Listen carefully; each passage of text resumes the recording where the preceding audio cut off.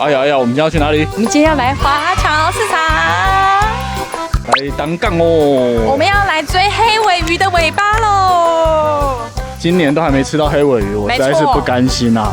对，所以我们今天呢，除了介绍大家常吃的这些黑尾鱼之外，我还要带大家来晚上的华侨市场。所以我们今天的拍摄不是这么简单的，好不好？我们等一下就要吃完黑尾鱼之后，我还继续留在这边，带大家吃华侨市场宵夜一条街。那我们就直接进去 ，Go！ Go！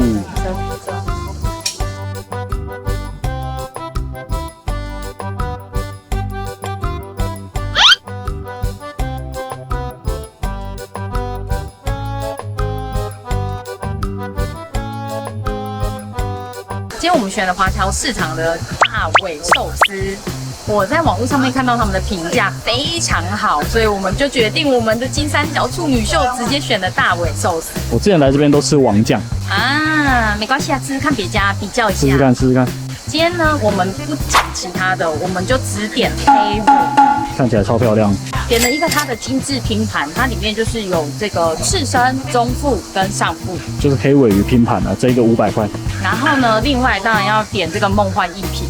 金三角，我今天来就是冲着这个金三角来的。我个人的黑尾鱼体验只有到上腹而已，我觉得上腹就已经超好吃了。所以金三角应该是你的黑尾鱼顶级处女秀。对，我也没吃过金三角，今天来试试看。黑尾鱼啊，你入口你要先从油脂最少的开始吃，然后再慢慢的吃到金三角。就是从最便宜的开始吃就对了。没错啦，就是先从平民嘴，然后一直吃到富人嘴。对，因为他们越高级的那个油花油脂的感觉会越浓厚。因为你如果一开始吃太高级了，你后面你会回不去，会回不去。听说那个金三角吃下去，它的味道会在你口腔里面保留1个小时左右。啊屁嘞！那我们就直接先从最便宜的刺身开始吃。许先生坚持他一定要把 wasabi 抹在上面，他觉得这样是一个比较相对。你不能给它太多的酱油。来给大家看一下。他们切的厚度大概是这样子。你说真的，我们这种就是一般平民老百姓，我觉得刺身就很好吃。黑尾鱼的刺身，我觉得就已经很好吃。怎么办？我已经觉得很好吃哎，好像是我吃市区那种生鱼片顶级的感觉了。对，因为但是它的刺身就是瘦肉比较多，所以它比较没有那个油花的感觉。你吃得下去，还是像果冻一样这样 QQ 拽拽的，还是蛮赞，还是蛮赞。好好吃哦！怎么办？我是不是平民嘴啊？我已经觉得很满意了。中腹来喽，再给大家看一下中腹的油花，然后厚度。它的油花好像比较细致一点，就比刚刚的刺身再多一点点油花感。没错。我已经开始感受到它们的差别了。虽然我现在吃到的这个中腹啊，它是有筋在里面，可是因为它的筋同时也带着油花，所以你咬到筋的时候，那油花就从这里牙缝间散开来。你从刺身进入到中腹的时候，其实它的那个筋就已经明显的变少了，所以它在你嘴巴停留的那个时间会更短一点，但是你还是感觉到肉。吃刺身的味道比较单一，因为它都是夹吧，所以你吃下去它口感是非常单一的。但开始进到中腹之后啊，那个油花感出来之后，你就会吃到2种不一样、截然不一样的味道。现在准备进入到上腹的阶段，上腹，它上腹这一片就是已经要进入到150块的层级了。前2天啊，在网络上面看到一个小知识，你们看这黑尾鱼啊，上面是不是有格纹？这个是他们独门的去筋方式，断筋。没错，这种刀法就是让它切断它的筋，但是又不把整个黑尾鱼切得支离破碎。对，它就是还保有它的厚度，可是它的筋就是断得刚刚好。怎么了？怎么了？你讲不出话了是不是？许先生现在在荧幕后的表情就是一脸很爽到不想讲话的一个心情。我没了，是鱼没了还是你没了？我跟鱼一起没了。我来享受一下没了是什么心情。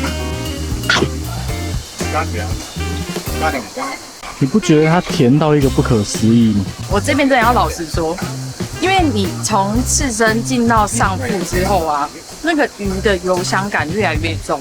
怕吃鱼的人，或者是很怕吃生鱼的人，就会开始觉得哇，味道越来越浓厚，越来越浓厚。我真的要凭良心说，我是一个平民嘴。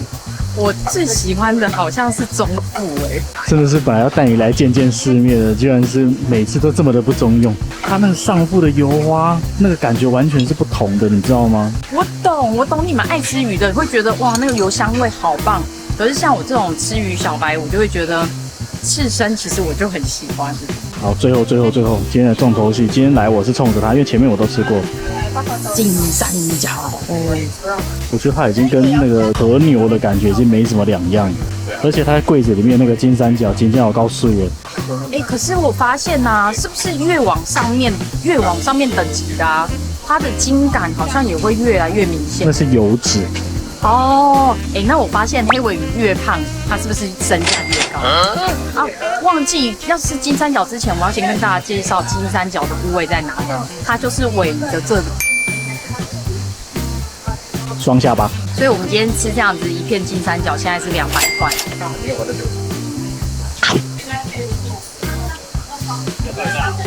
说实话，我觉得金三角跟上腹的差别已经没有到，已经很细微了，但是金三角它的那个化掉的感觉跟那个柔嫩的感觉又更强了一点。我可以理解大家说金三角是鱼界的和牛，我非常可以理解，我也非常认同，因为它的油香感真的跟你吃和牛一模一样，一入嘴就在你嘴巴里面化掉，而且是那种 cream 的，对，有一种 cream 的感觉。我现在就已经有一点点腻口了，因为我嘴巴的那个味道真的是环绕不去了。但是金三角对我来讲又稍微的更油了一点，就是它那个油度已经是太过 heavy 了，你知道吗？我吃的这一块我觉得很好吃，但是因为我前面已经一轮这样子吃下来了，我觉得我的巅峰可能会在上腹这里。如果以我心里面就是吃生鱼片的一个排名的话，我可能会喜欢刺身大于这些油花多的。金三角好吃，刺身也不错哦。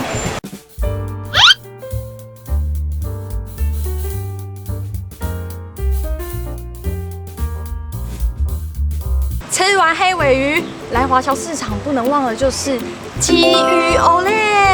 因为我们的钱已经在第一间就全部花光了，所以接下来要找一些便宜一点的。我们今天找的这个可是真的便宜啊！我们刚刚吃一片200，对不对？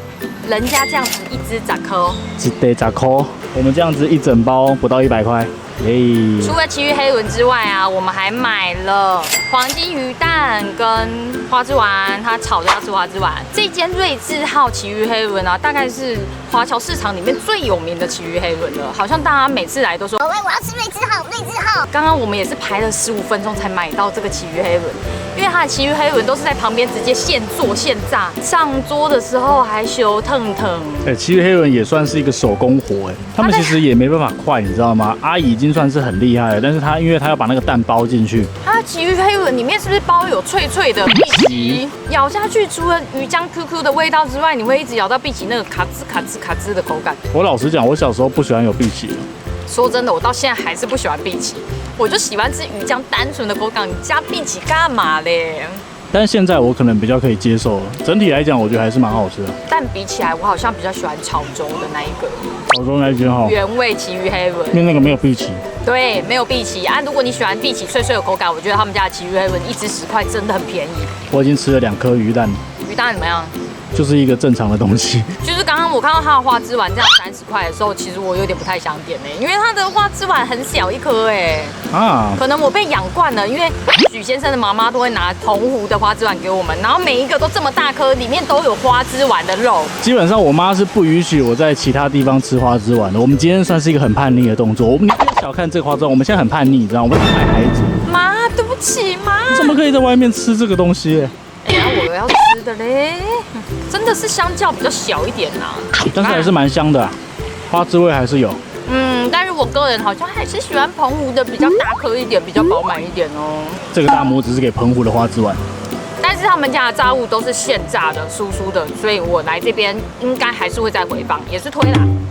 华侨市场的上半场就在我们美味的金三角之中结束了。接下来我要带大家去吃华侨市场不为人知的下半场，那我们就直接 go go。宵夜时间到了。第一次这么晚的时间还在华侨市场。华侨市场的宵夜没吃过吧？我们今天就这一条路直接给它假套好，带你们通通吃起来。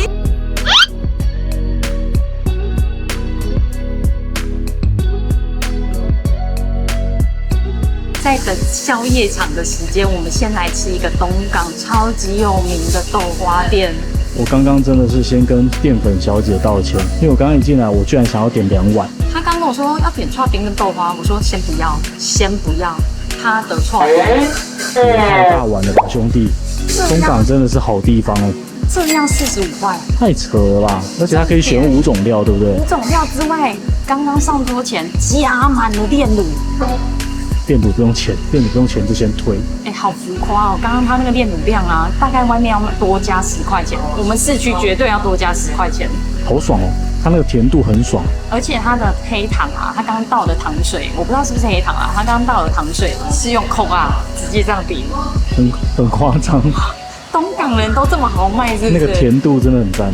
你不要说45块给5种料，都给一点点，没有。老板娘刚刚挖超大一匙的。今天我选的5种料啊，是什么？藕泥、珍珠、花生、红豆，跟我最爱的芋泥。这碗45块，真是我们吃到目前为止最佛的一碗。它这个炼乳跟糖水量，基本上给我一碗清冰，我都可以吃得很爽。就像给我爸说，我可以把整碗稀饭吃光一样啊。吃到现在啊，我觉得它的花生真的很值得赞许。它的花生不是滚到完全没有口感的那一种哦，它还有保有花生的颗粒，咬下去还有花生的香气。花生赞，来这边一定要点它的花生，很好吃。偷偷跟你们说，它的豆花35块，2种料，这个物价。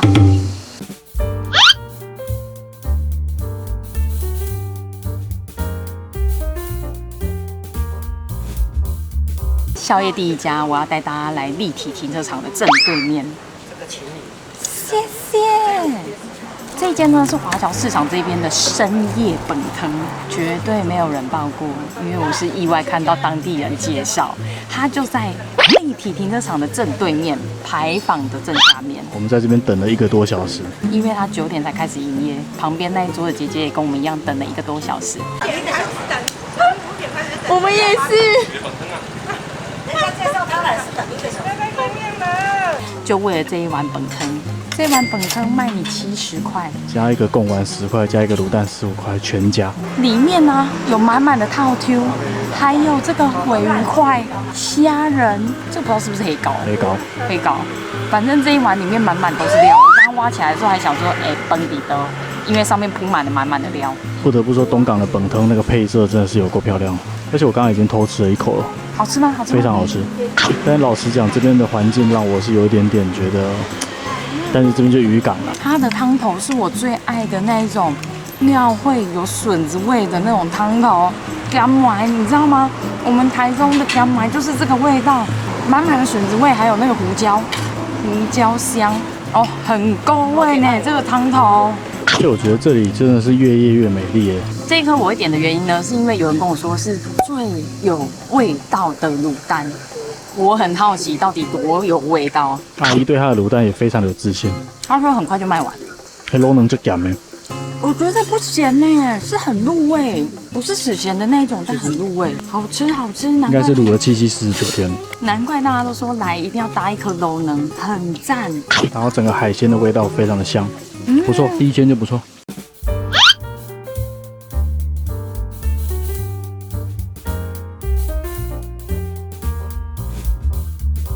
宵夜第2发，我们来了潮流手作三明治餐车。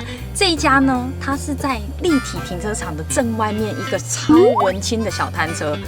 老板跟老板娘他们只卖礼拜5跟礼拜6，还要看心情、看天气，所以要吃到的机会很难。我今天呢，就是不免俗的点了一甜一咸。来，你们看一下，表皮烤的酥酥的3型吐司。里面加了巧克力酱、炼乳，还有乳酪丝。这个半夜怎么会不好吃嘞？要羞哦，这个太过分了，不点可以吗？拉丝了！我好像骆驼。你好像某一种深海鱼。体验真的超好吃，超好吃。给大家看一下这里，你们看得到吗？它的中间，它这个是巧克力酱再加上乳酪丝这样。它是里面有巧克力酱，然后跟炼乳，还有乳酪丝，所以它的乳酪丝在预热的时候就会有那种拔丝的效果，里面又会有巧克力酱跟炼乳甜甜的味道，甘滴甘滴，还有这个3型吐司烤的酥酥的。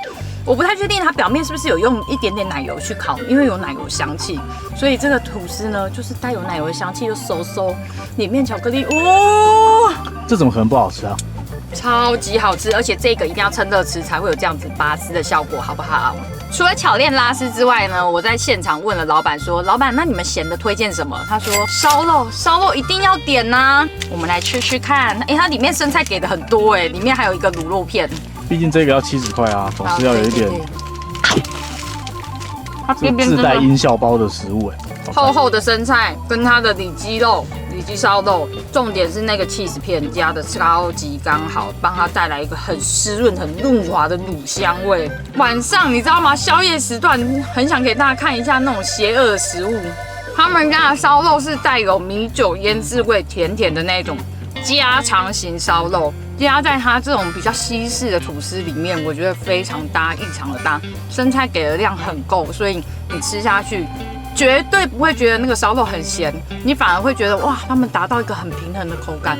反正晚上一甜一咸刚刚好，晚餐宵夜给它点起来，这个真的超好吃，我下次来还要吃。9点才开始哦，目前吃到2间都还不错，好好吃。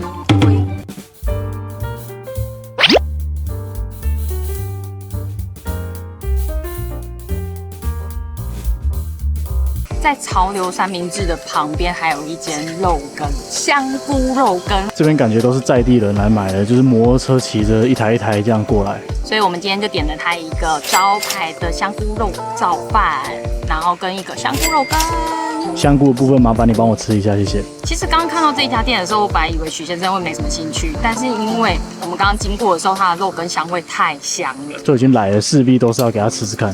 它的肉羹是这样子，目前初步看长得是比较平凡样貌的肉羹，羹汤看起来正常。可是我刚刚有偷问那个三明治的老板啊，他说这一间越晚生意越好，非常多人。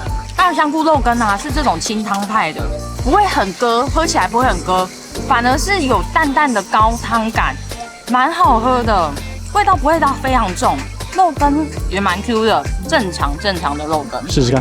你看，其实蛮好吃的，我觉得晚上吃到会蛮爽，而且重点是它的温度很热。你要加什么？欧稠，我觉得可以加一点乌醋，还蛮好吃的。以宵夜来讲，我觉得还不错。我快给过咯，你懂吃，一定要加它桌上的那个乌醋，提香好多。肯定是要加一下。这家香菇肉跟它的肉燥饭啊，不免俗一样是香菇肉燥啦。它的香菇是看得到的，而且还有鱼松。偏偏这2个东西都是他不喜欢的东西。我熊尬意，他的肉燥走的是瘦肉派的，因为我习惯吃肥肉，看到这个已经是久违重逢的瘦肉派了，有点心慌慌。它除了上面布满了香菇之外啊，连它的酱汁里面都是香菇，香菇无所不在啊！我说真的，它的酱香并不是我特别喜欢的那一种。我以前国中老师他很喜欢卤茶叶蛋给我们吃，后来我发现他的诀窍是什么，你知道吗？他用香菇地，香菇地去卤，他说这样子会把它那个整个蛋的香味更提香。因为香菇地通常比较少人在吃，他就把它去下来，然后用卤的。对，然后再加卤包，这一碗就跟我国中老师卤的那个一模一样。所以难怪叫香菇肉燥饭哦。如果你怕吃菇的，千万不要尝试，因为菇味真的蛮重。我个人是非常讨厌吃香菇的人啊。刚刚吃起来我是觉得还可以，我不会说很排斥，但是你要说我很喜欢，我好像也还好。对，而且它的酱汁是比较水感的，我会比较推荐来他们家，还是以香菇肉羹为主，肉羹为主。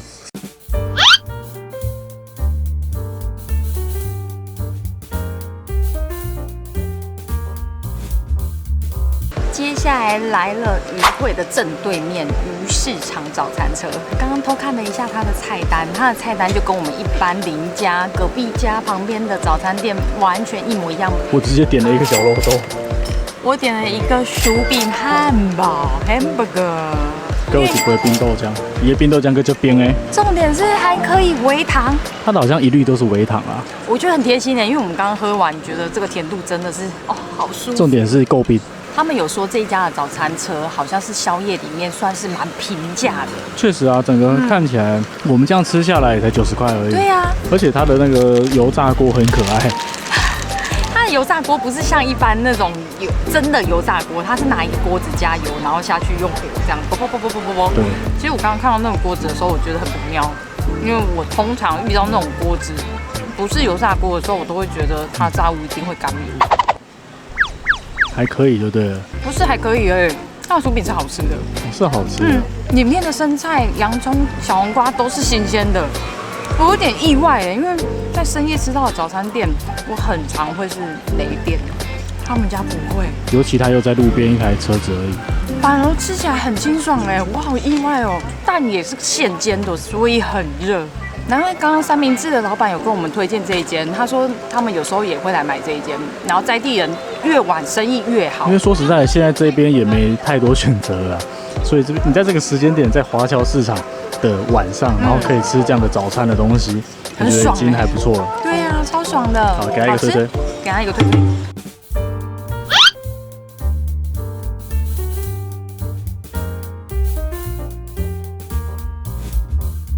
宵夜的最后一家，我们来挑战最难吃到的阿婆蛋饼。现在时间已经接近12点了。对，因为阿婆蛋饼它的营业时间是从11点，晚上11点开始，所以我们就苦苦的等候到现在。我本来还想说晚上11点到底谁要来华侨市场，结果里面超热闹。阿婆蛋饼前面排超多人，然后阿婆蛋饼再往更深处的时候，一堆的热炒店完全就是灯火通明，而且车超多。阿婆蛋饼我今天挑选的是人气最高的起司蛋饼，这样起司蛋饼一个55块，说实在的，我觉得不算是太便宜，可是因为它是在深夜，我就这个时间点卖你蛋饼，然后还卖你55块。可以啦，因为它营业到早上6点呢。哦，但是不得不说，我们现在为什么会在车上用餐呢？就是小弟，我觉得他的这个环境是稍微小尴尬了一点，就是旁边就是水沟跟公厕所啦。它在公厕旁边，但这也是它一个很大的特色啦。对，就是它的特色，但是小弟可能觉得我们在车上吃也不要占用大家的空间，也比较好一点。我看那个评论啊，他们说它的蛋饼很酥。我刚吃下去的时候确实是酥的，可是它的酥的状况跟我想象的不太一样，对不对？我觉得它的饼皮有点像润饼皮，它的皮跟一般的蛋饼皮不太一样，因为它的蛋饼皮是我们类似一般早餐店那种非常普通的蛋饼，煎炸的脆脆的，我觉得有点半煎炸的感觉，但因为它非常的薄，所以它薄有点硬，对，它薄到有点像是把润饼皮拿下去煎炸那种感觉。炸得过老的润饼皮，好像也不能这样讲，因为这样讲好像很难吃。其实不难吃，但是就是那个脆度的感觉跟我想象的不太一样。以这样比喻好了，如果你们有看过我们高雄蛋饼那一集里面酥脆派的，他们就是用古早味的蛋饼蛋糊去炸的脆脆的，但它不是，它就是一般的蛋饼皮去炸的脆脆的这样子。对。但是它上面的胡椒粉啊，真的帮助很大。对，它的优点就是那个胡椒撒的够多。没错。所以我觉得它不用另外再蘸酱。再加上它里面本来起司的咸香，如果比起原味，我可能更喜欢吃起司，因为它起司会帮它的润饼皮，帮它的蛋饼皮又更湿润、更乳香了一点点。我觉得它用起司会比较好吃。它如果是一般的话，我可能不会给它蘸。可是我发现当地人都是来买原味哦。是哦。因为它是起司的，我可以给它大拇指微翘。但是我现在手上举着灯光，所以我没办法比。我帮你大拇指微翘。对，因为这间是要等到晚上11点啦。如果要特别来等，我可能会犹豫一下，因为我觉得市区可能几家的蛋饼可以替代它，但是它的确蛮好吃的。然后用餐空间呢，见仁见智啊。我个人是比较不能接受一点点。对，如果它是开在晚上7、8点的话，我可能就会来吃。晚上11点我就会考虑一下。总之呢是好吃，但是要特别来吃，我可能就会考虑喽。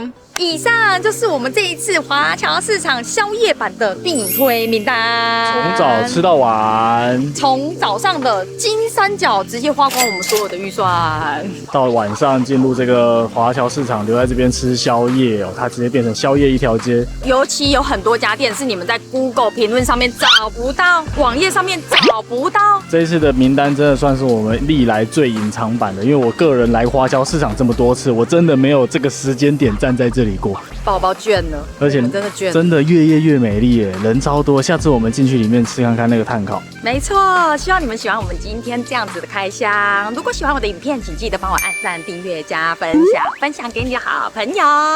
IG 还没有发了我们 IG 的，赶快去看，有很多我们的生活动态哦我。们要回家睡觉喽睡觉喽，那我们就 say 拜拜，下次见。 ，Good night。